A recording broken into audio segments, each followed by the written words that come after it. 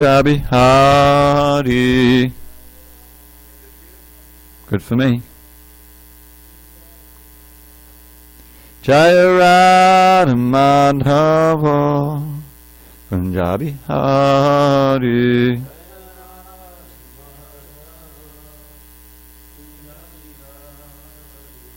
Gopi Janavallabha Girivardhan Hari.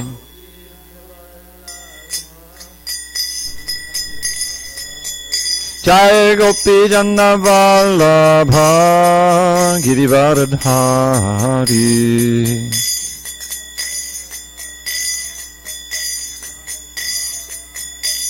Yashodanandana Brajajana Ranjana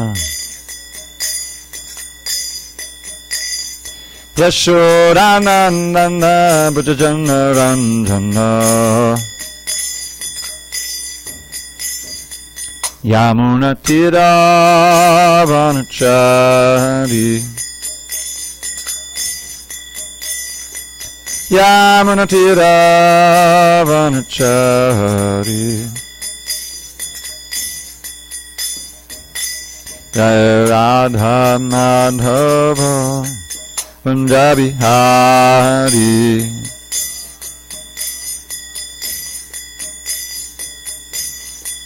And Jaya Radha Madhava Punjabi Hari.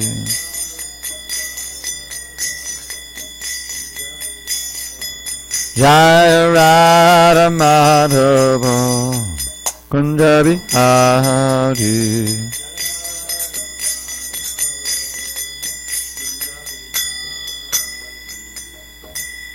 Jai Mr. Paramahamsa Parudikacharya Ashtotar Srimad.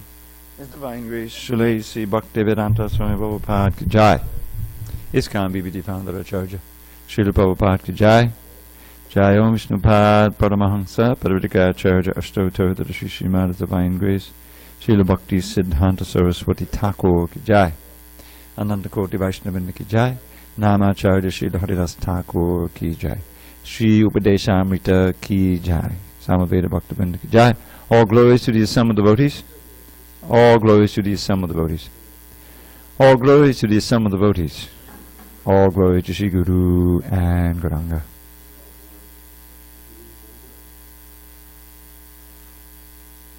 Are we going to move it?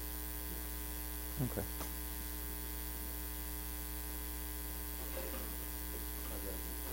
That's great for me. Yeah, right. But before you sit down, could you pull those curtains for me? Just pull the curtains. Om Namo Bhagavate Vasudevaya. Om Namo Bhagavate Vasudevaya. Om Namo Bhagavate Vasudevaya.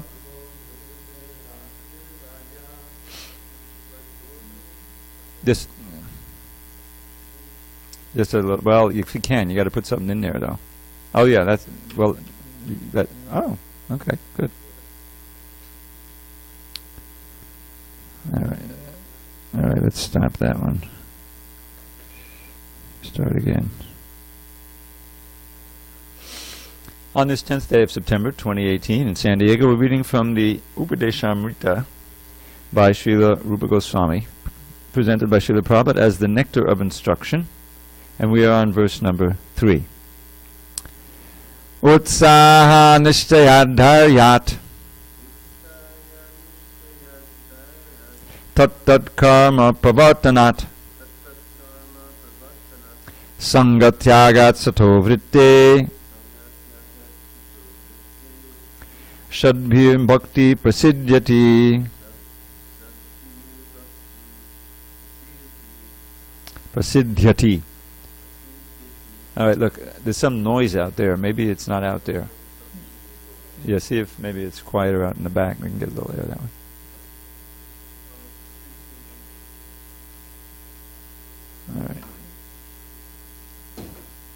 All right, we're okay. Yeah, we're okay. Utsaha nishtayat dharyat tat karma pravartanat sangatyagat sato vritte shadbhir bhakti prasidhyati. Utsaha nishtayat dharyat tat karma pravartanat sangatyagat sato vritte shadbhir bhakti prasidhyati.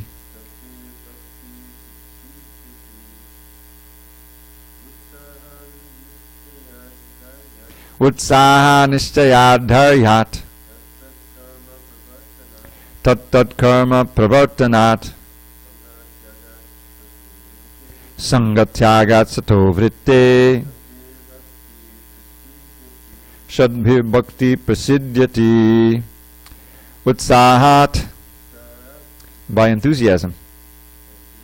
Nishtayat, by confidence. Dharyat, by patience. Tat karma, various activities favorable for devotional service. Pravartanat, by performing. Sangatyagat, by giving up the association of non-devotees. Sataha, of the great previous acharyas. Vrittehi, by following in the footsteps. Shadbihi, by these six. Bhaktihi, devotional service. Prasidhyati, advances or becomes successful. Translation. There are 6 principles favorable to the execution of pure devotional service. 1. Being enthusiastic. 2. Endeavoring with confidence. 3. Being patient. 4. Acting according to regulative principles, such as Shravanam, Kirtanam, Vishnu, Smaranam. Hearing, chanting, and remembering Krishna. 5. Abandoning the association of non-devotees. And 6. Following in the footsteps of the previous acharyas. These 6 principles undoubtedly assure the complete success of pure devotional service. Purport. We'll read part of it. Devotional service is not a matter of sentimental speculation or imaginative ecstasy. Its substance is practical activity. Srila Rupa Goswami, in his Bhakti Rasamrita Sindhu 1.1.11, has defined devotional service as follows. I'll see you say. Anyabilashata shunyam jnana karma janavratam anukulyena krishnanu shilanam bhaktiruttama. Quote, Uttama Bhakti, or unalloyed devotion unto the Supreme Personality of Godhead, Sri Krishna, involves the rendering of devotional service in a way that is favorable to the Lord. This devotional service should be free from any extraneous motive and devoid of fruit of karma, impersonal jnana, and all other selfish desires. Bhakti is a sort of cultivation.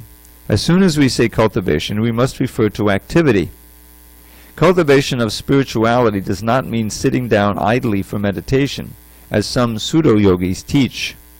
Such idle meditation may be good for those who have no information of devotional service, and for this reason it is sometimes recommended as a way to check distracting materialistic activities. Meditation means stopping all nonsensical activities, at least for the time being. Devotional service, however, not only puts an end to all nonsensical mundane activities, but also engages one in meaningful devotional activities. Sri Prahlad Maharaj recommends, I'll see you say, Shravanam Kirtanam Vishnu, Smaranam Parasevanam, Archanam Bandhanam Dasyam, Sakyam Atma Nivedanam, Nivedanam. The 9 processes of devotional service are as follows. 1. Hearing the name and glories of the Supreme Personality of Godhead. 2. Chanting His glories. 3. Remembering the Lord. 4. Serving the Lord's feet. 5. Worshipping the deity. 6. Offering obeisances unto the Lord. 7. Acting as the Lord's servant. 8. Making friends with the Lord. 9. Surrendering oneself fully to the Lord. Alright, I'm just going to summarize that first. Om Jnana Timirandasya Jnanandana Salakaya Chukshu Unmidatam Mena Tasmai Shri Gurave Namaha. I was born in the darkness of ignorance, but my spiritual master Srila Prabhupada opened my eyes with the torchlight of knowledge. I offer my humble obeisance unto him and to all members of Sri Parampara. So this is practical instruction for aspiring bhaktas. That's what this essence of all instruction is. And in the first two verses, first verse we heard, who is a guru? We have to approach the guru. So the best way is you can actually observe someone who's completely controlled these 6 urges. Let's run through them really quickly. Vacho vegam, manasak, krodha vegam, jihva vegam, udaro, pasta vegam. Vacho vegam means the urge to speak, all kinds of things. That's a very strong urge. We can see by the Tower of Babel, known as the Internet. Everybody's got something to say, isn't it? Texting, recording, writing. Manasa vegam, the urges of the mind, to think of this, think of that, to go here which seems to be pleasurable, to avoid that. Sankalpa vikalpa, very powerful mind. And krodha vegam, the urges of anger. Anger is almost like a fire. If it takes hold of you, it practically takes over your whole body. You can't control it. So that has to be controlled. And then physically, jiva vegam odoro pasta vegam. So jiva is obviously the tongue. That's referring to taste, the desire to taste all kinds of palatable dishes, prasadam and aprasadam. And udara is the belly. The belly has its own urges. It wants to be fuller and fuller and fuller. And then, of course, the genital. That's a big urge. So these are bind us. All of these imperatives of the speech and the mind, the anger, tongue, belly, and genitals, they bind the conditioned soul, birth after birth. In the lower species, mostly it's the physical urges that are working, but they're all powerful. There's no possibility of controlling them. Human life, there is a possibility under proper guidance and inspiration and proper means. So for someone who's got them all under control, then that's called a real Goswami. And that's the person who can make disciples everywhere. So we should work at controlling them, and we should find someone who has got those under complete control to take shelter of. And then in the last verse, we heard what breaks or what destroys. This one is prasiddhyati, it means make successful. Remember this prefix, Prabhupada would always talk, prakrishta rupena. Pra, the prefix pra, intensifies or means completely. So the previous verse, pranashyati. So if you get too involved in atyahara, has 2 meanings. You remember what they are, Janardhan? All right, learn today, don't forget.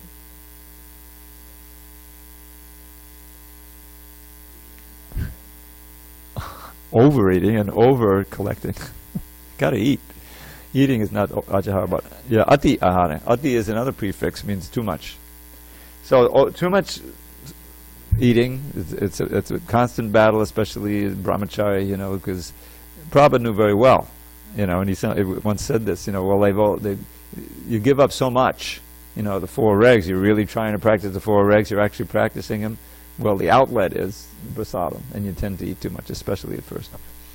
So, but that has to be controlled eventually if you want to make any advancement. And then over-collecting of material things.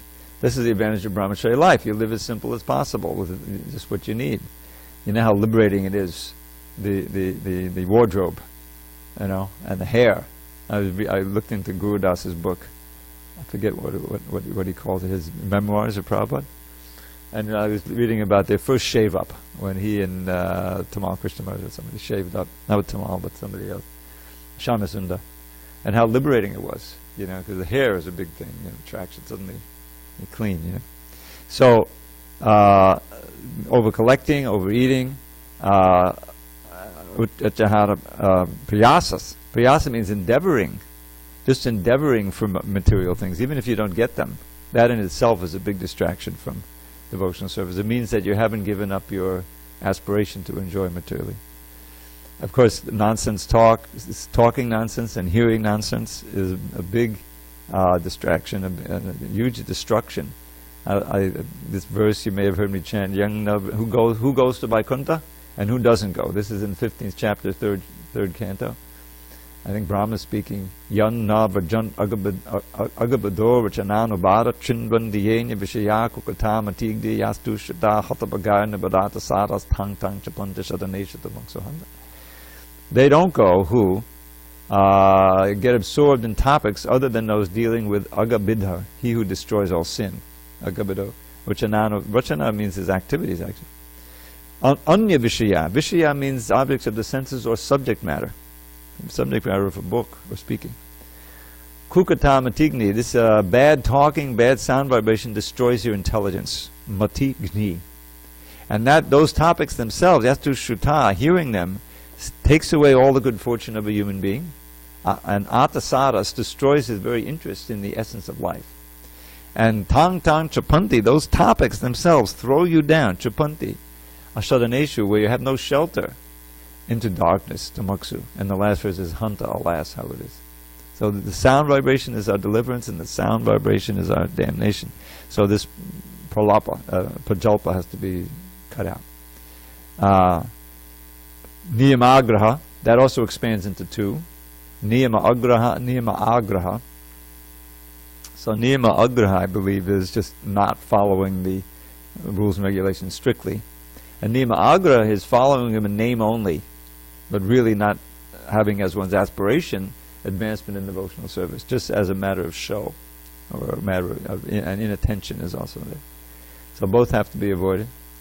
And janasanga, association with non-devotees. These 6 things are sure, if you get involved in, they're sure to completely destroy your bhakti.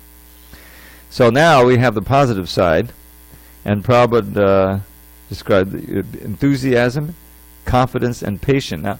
Now, all of these things are hooked up to some activity. Enthusiasm for what? Not just enthusiasm for, football or something. Everyone's enthusiastic about something. But enthusiastic in the matter of acting according to the regular principles, Shravanam, Kirtanam, Vishnu. Enthusiasm for those things. And endeavoring means activity in these 9 processes with confidence. One can be enthusiastic, but can be like a flash in the pan. There has to be confidence and patience that you'll achieve the goal at the end. So that requires faith. If you have faith in the leadership, in your guidance of the guru and the sadhus, and especially the shastra, and you are actually practicing, then you should have confidence that it will fructify in the end. If you just come and try it out for a weekend, you probably it's rare to develop faith just at that time, because you already got one foot out the door. It's like just a weekend, right? So it's good. Don't get me wrong. It's great if someone can stay over a weekend because they'll get a taste and come back. But this is for long-term serious practice here. Enthusiasm, endeavoring with confidence, and being patient in the matter of Shravanam, Kirtanam, Vishnu. Abandoning association of non-devotees. So this is mentioned twice. One is association with them is sure to destroy your devotional service, and abandoning them is favorable for positive. So the fact that it's emphasized both positive and negatively means it's very, very important. And following in the footsteps of the previous acharyas. Any endeavor. You want to be a scientist and you learn about the great Nobel scientists, and you try to idolize them and you follow them. You want to be a baseball player, violin player, or whatever. There's always an exemplar you want to follow. So therefore, the acharyas, the very word acharya means their behavior is to be emulated, and as well as their teachings of life. So we study the lives of the great acharyas, such as Srila Prabhupada and others, Bhaktivinoda, and many others, and we try to emulate them. The Christians have this. I once saw a book in the library. I didn't take it out. I forget what they call the Book of Saints. It was practically every day, a serious Catholic, there's some saint to read about. Of course, Christmas you read about Jesus, But aside from that, these are saints who, many of them perform some mystical or a miracle, you know. And I guess that's what makes a saint. But every day you can meditate on them. Just like we have throughout the year, we have, this disappearance day of so-and-so, disappearance of so-and-so. We're meant to think about them, their lives, and try to imbibe the qualities of their lives in our own life, and get mercy that way. So now Prabhupada, in the beginning of this purport, he's talking about, it's a matter of activity. Bhakti yoga. It's not just a mental thing. And it's very important to understand that, is that, okay, you walk into the temple, you're going to stay a weekend. Okay, it's good, you stay a weekend. The morning program is over, you chanted a few rounds, you got sleepy, took some rest, you know. Typical. And you heard the class, a lot of things went over your head. Then what? Now it's time for some practical activity.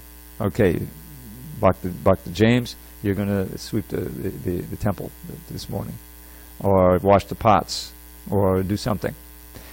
The activity is because it's purifying. It purifies all the senses, everything you do, and you have to apply your mind. You're meant to be. I mean, I like to tell this story of. I recall this very vividly. We had a little Maha cleanup. We had so many devotees in the temple. We could have a Maha cleanup every morning if everyone just did a little bit, you know, like 100 devotees in a little. It was a fairly small temple, Brooklyn. So my job that particular morning was mopping the temple. Mopping the temple, get on your hands and knees. We had a couple of buckets and, you know, just wiping down. The temple was maybe 2/3 as big as this temple. And so there's Radha Govinda watching me, you know, and we had just gotten the first the record. Was it Govinda prayers? It was, we were playing that, but it wasn't Govinda prayer. That we would play every morning. But the rest of the recording, there's a whole record, you know. Govinda Jaya Jaya Gopala Jaya Jaya. Yamuna singing. Have you ever heard that? She sounds like a man. I always thought it was a man but I'm listening to that and other songs on there and wiping away. And there's Radha Govinda. This is fabulous. You know, I just felt nicely situated. But I was doing something. You know, you're doing there's things to do, you know. So it's activity of all kinds, and that includes the mind and the intelligence. But it's practical activity. That's the thing that makes bhakti feasible in today's age. Otherwise, you just say, okay, sit. You know, just like we know, someone comes, visits the temple, and they happen to come at 4:30 or 5. You know, would you like to chant? We're going to chant japa now. You know, at 5:20, japa gets going. You know, okay, all right, and we have some beads and show them. But you know that person, generally speaking, if they're not, if it is a newbie, they're not going to be able to chant for 2 hours. There's no way. They get bored, sleepy, right? You maybe give them a book. Even that's too much because it's just mental.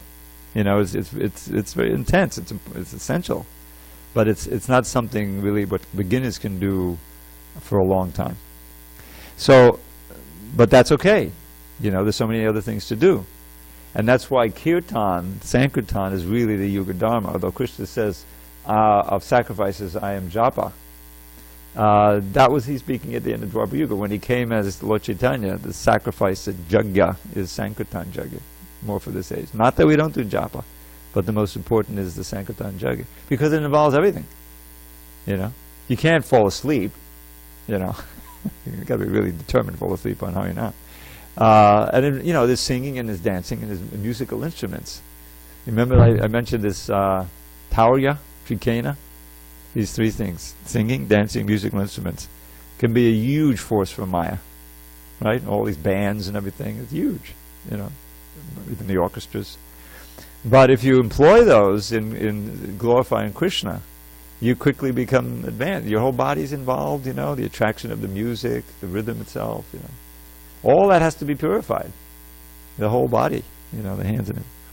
So then he gives this wonderful definition, which we should definitely know. We should all know this. This is one to memorize. I'll teach you this verse. Anyabhilashada shunyam. 1:111. It's right at the beginning of Bhakti Rasamrita Sindhu. He defines Uttama Bhakti. I'll say, you say. Anyabhilashita shunyam. Jnana karma janavratam. anukulyena krishnanu shilanam bhaktir uttama. There you go. Uttama means the highest bhakti, because bhakti can also be adulterated by the modes of nature, by material aspiration. That's why it's always mentioned, whether in the second chapter, first canto, Lord Chaitanya Shikshastika, ahoituki, ahoituki. Hoituki comes from the word hetu, which means cause, which means, in this context, material motivation. Ahaituki means without material motivation. And what's the motivation? He explains, anukulyena krishnanushilanam. The motivation is to favorably serve Krishna, to serve him for his desire. In other words, the motivation you're trying to cultivate is love. That's what love is. I'm doing something for the benefit of others, and if they're happy with that, that's all I need. I don't need anything else. Like a mother for a child. Child feeds the child, cleans the child, keeps him warm, tickles him, And if the child smiles, the mother's in ecstasy. Child looks peaceful, well-fed, warm, happy, Of course, next moment he's mewling and puking in his mother's arms. That's from Shakespeare. Don't blame me. But the point is that pure love is only interested in the welfare of the beloved. That's the motivation, and that's what he's saying is the essence. That the whole movement is built on this. The whole nectar of devotion, everything, Lord Chaitanya's teaching is built on this verse. So anya abhilashita. Now asha, it's more than a desire. Asha is a strong aspiration. We sing it every morning with Tulsi prayers. I forget the exact kind of, but my asha, my desire is to float along in the love of Radha and Krishna, to serve you, to become your maidservant. That's all your aspiration, strong aspiration. So no other aspiration. Shunya means devoid, completely empty. Jnana, karma, adi. So jnana is shorthand for desire for liberation. Because the jnanis, that's what they want. They're just trying to separate matter from spirit, and then just sit in the spirit. No conception of the personality and pastimes. And karma is just ordinary karma. It's like, fruit of desire. And adi means anything else. Anything else you come up with. Jnana karma, anavritam. Now, every word counts, is important. Avrita means covered, obscured. Because the bhakti is there, just like Kapila Devi mentions in his teachings in the third canto that we read a few months ago. That, your devotional service in the mode of passion, mixed with the mode of passion, is that you want the Lord to be your order supplier. You may be doing the same exact things. You're coming to the temple, you're worshiping, you're praying like anything, but you're not praying for love for God, you're praying for some material thing. This is the Western religion is all based on that. Basically, that's the kaitava dharma. We're not into kaitava dharma. So that's karma. That can be the covering. The desire for liberation is also a covering. So that's what it's not. Now what is it? Anukulyena, favorably. Prabhupada would give the example of Kamsa. Kamsa was Krishna conscious. He didn't forget him for a moment. He was afraid like anything. He was overwhelmed with fear. Everything was predicated on that. So it describes like the night before the wrestling match. Remember, he couldn't sleep. He was seeing Krishna, then he dozed off and he had a nightmare. He saw himself, he looking in the mirror, couldn't see himself. It was a whole thing. So, but he's not a devotee. He's not practicing bhakti, even though he's fully Krishna conscious, because it's not anukulyena. It's against Krishna. So, anushilanam, the behavior, activity, this is the definition of pure devotional service. So, and then Prabhupada talks about cultivation being as activity.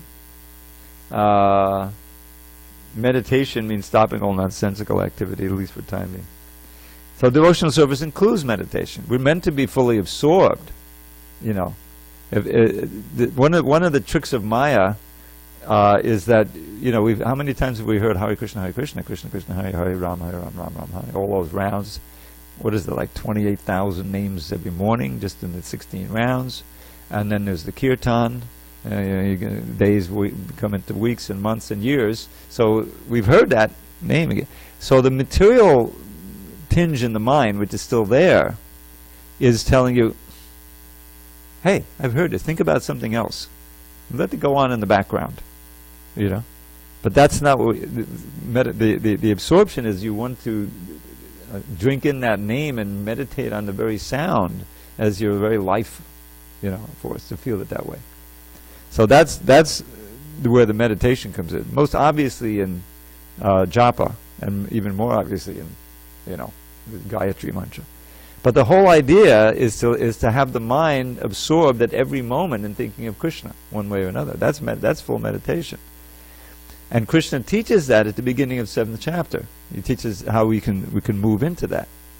You know, maya sakta mana, by having your mind attached to me. Well, that's where, you know, absorbing yourself in Krishna, in the beauty of the deity, and in activities serving the deity, and accustoming the mind to thinking of Krishna. And the best way to do it is to these 9 principles. These are all activities. Shravanam, Kirtanam, Vishnu, Smaranam, Padasevanam, Archanam. This verse should be understood and learned from Prahlad Maharaj, 7.5.23. Prabhupada lists them, and then I think he's going to go through each one. So any questions on what we explained so far? These are essential instructions. Upadeshamit. So let's do hearing. Hearing is the first and foremost of these 9 processes. Shravanam, or hearing, is the first step in acquiring transcendental knowledge. One should not give all reception to unauthorized persons, but should approach the proper person as recommended in the Bhagavad Gita 4.34. Tadvidi, I'll say you say, Tadvidi pranipatena pariprashnena sevaya upadekshanti te jnanam jnaninas tatpadarshinaha.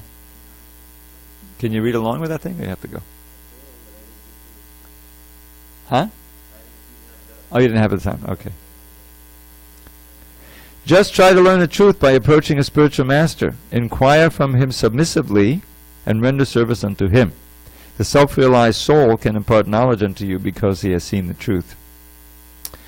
It is further recommended in the Mundaka Upanishad, Tad Vigyanatam Sagurum Evabhigachet. You know this one. Damodar, you can learn this today? At least this one line. There's actually more to it.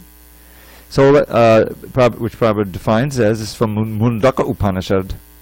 To understand that transcendental science, one must approach a bona fide spiritual master. And Prabhupada would emphasize when he would quote this in lectures, Abhigachet. This is a form of verb, means you must do it. There's no question of not doing it. It's an imperative, you know, in the English we have the imperative. Thus, this method of submissively receiving transcendental confidential knowledge is not merely based on mental speculation. In this regard, Sri Chaitanya Mahaprabhu told Rupa Goswami. You got it there? Brahmande Brahmate Kon? Okay, I'll say you say.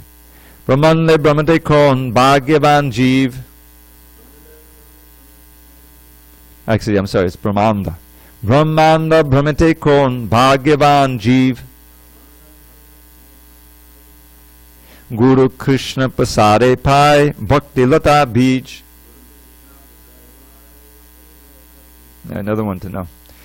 In the course of traversing the universal creation of Brahma, some fortunate soul may receive the seed of the Bhakti Lata, the creeper of devotional service. This is all by the grace of Guru and Krishna.